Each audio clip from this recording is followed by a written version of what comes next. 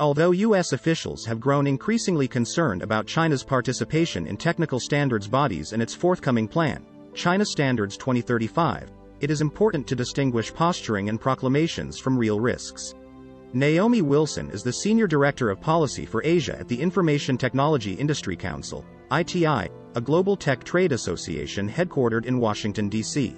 With mistrust pervading the U.S.-China relationship, nearly any Chinese action stokes suspicions of malicious intent, especially anything involving advanced technology. As 5G, AI, and emerging technology have become buzzwords, policymakers have started to pay more attention to a previously obscure piece of the technology development process: technical standards.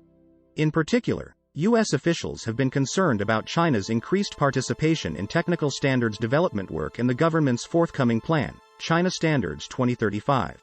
In a climate of heightened fear and uncertainty, it is easy to see boogeymen lurking behind every corner. As policymakers seek to separate true threats from long shadows, it is important to distinguish Chinese posturing and proclamations from real risks. In short, don't believe China's own hype. As policymakers have become increasingly concerned about the potential connection between technical standards and China's technological advantage, the focus on China Standards 2035 has heightened. However, in order to assess these concerns, it is important to first understand the international standards system. The technical standards community lives by the tenets of industry leadership, openness, rules-based, consensus decision-making, and voluntary adoption of international standards. The whole system rests on the premise that any interested stakeholder can come to the table to cooperate and compete, proposing contributions that enable products and services to work for consumers around the globe while safeguarding against undue dominance of any one player. Consumers reap the benefits of this every day. For example, international standards ensure that your laptop can connect to Wi-Fi in the United States and Japan, or that an HDMI cable can plug into any TV, regardless of brand name. That's the goal of standards development, to enable interoperability across markets so that consumers and companies can take full advantage of the latest technology at competitive prices. In an increasingly bifurcated world, it might be surprising to learn that global companies have long encouraged their competitors, including Chinese companies, to bring their contributions to the table at international standards development organizations. The idea behind including all players is to foster global market access and avoid islands of technology that hurt consumers. However, when policymakers noticed a significant uptick in Chinese company participation in emerging technology standards work, particularly in technical committees dealing with 5G and telecommunications, they understandably became concerned. As contributions from a few large Chinese companies increased, they sometimes seemed to overwhelm the agendas of working groups. Yet, in this instance, policymakers have mistaken quantity for quality, and numbers alone don't lead to market dominance. Technical standards work is a competitive process, in which contributions are accepted by consensus among subject matter experts, and others are weeded out.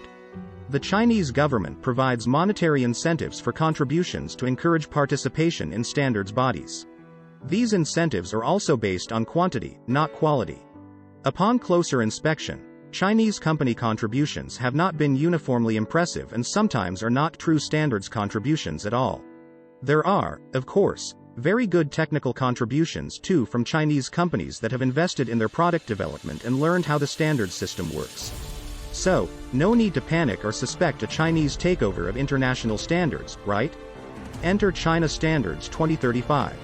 Apparently, the Chinese government has not learned from the international public relations failure of Made in China 2025, which laid out China's objectives to take over as the leader in a number of critical manufacturing sectors, including advanced technology.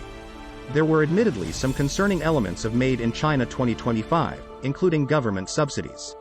Still, Made in China 2025 was largely intended for a Chinese audience, to inspire companies to build, innovate, and yes, dominate, but it was more of a pre-game motivational speech than a directive. China Standards 2035 follows the same model of setting benchmarks for success, such as increasing the number of Chinese standards that become international standards and influencing and leading international standards bodies. This type of verbiage only feeds the fear that China is seeking to rewrite international rules. Ironically, the Chinese government's proclamations and U.S. policymakers' interpretation belie foundational misunderstandings of standards. International standards are not required rules, laws, or even norms.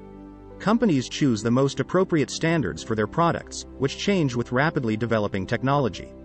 The notion that the Chinese government is going to swindle the world's best engineers into adopting voluntary standards that will shape the technological landscape in China's favor, and continue to do so with every technological change, is a significant reach.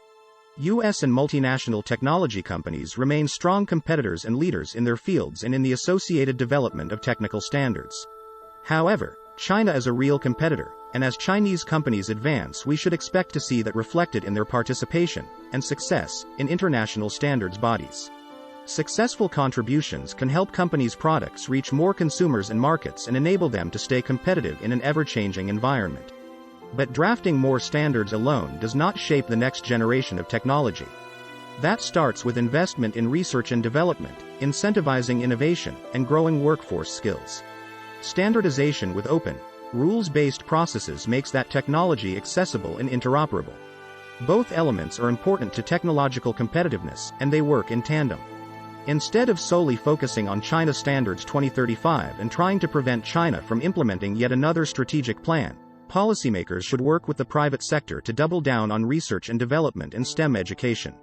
Unfortunately, numerous U.S. policies, including $370 billion of tariffs on Chinese goods, have forced U.S. companies to divert resources from these important investments to rework supply chains and determine how to stem the costs of tariffs. Similarly, company leadership needs to ensure that they continue to invest in technical standards experts. These professionals require a unique skill set of technical expertise and the ability to work across companies in a large and complex bureaucracy. It requires significant travel and consistent, long-term participation in order to learn the ropes and gain influence fully. The results of these investments are not immediate, but they are essential to the continued success and leadership of technology companies. There are plenty of areas for concern regarding China's role, behavior, and influence in the global order. The Chinese government is a competitor, not a friend.